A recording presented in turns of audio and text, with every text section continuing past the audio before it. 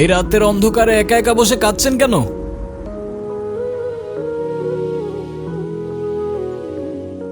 কারোর জন্য অপেক্ষা করছেন নাকি কারোর হাত থেকে পালাচ্ছেন?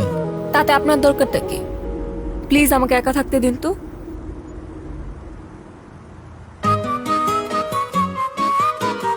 এত রাতে একটা মেয়ে একা একা বসে কাঁদছেন। একা থাকতে দিলে পরে কোনো প্রবলেম হলে আমার অনুশোচনা থেকে কি আপনি বাঁচাতে আসবেন আমায়? আমি কেন আসতে যাব? তাহলে কোথায় যাবেন বলুন, আমি পৌঁছে দেই।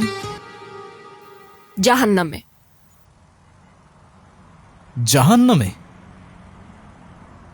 ওকে, মনে করুন নিরাপদে পৌঁছে দেওয়ার দায়িত্ব আমার।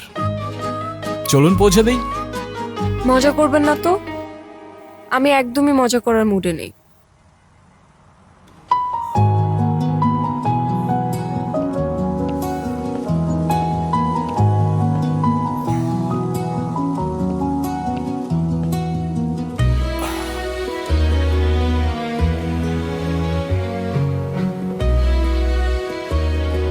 কি হয়েছে বলুন তো?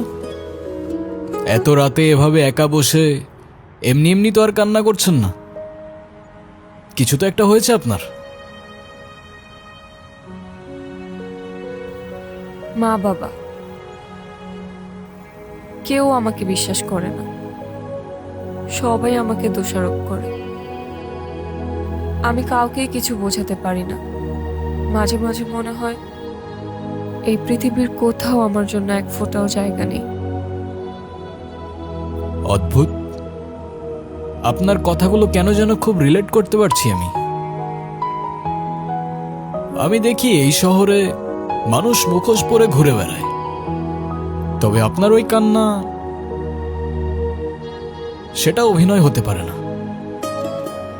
তবে আমার মনে হচ্ছে আপনার কষ্টগুলো শোনার আগে আপনার মন ভালো করার ব্যবস্থা করাটা খুব বেশি প্রয়োজন। আপনার কাছে টাকা হবে? বেশি না, একটা নোট হলেই চলবে। ও আচ্ছা, আপনি এই জন্য আমার কাছে এসেছেন? আমার কাছে কোনো টাকা নেই, আপনি যেতে পারেন। আরে wait wait, look at me.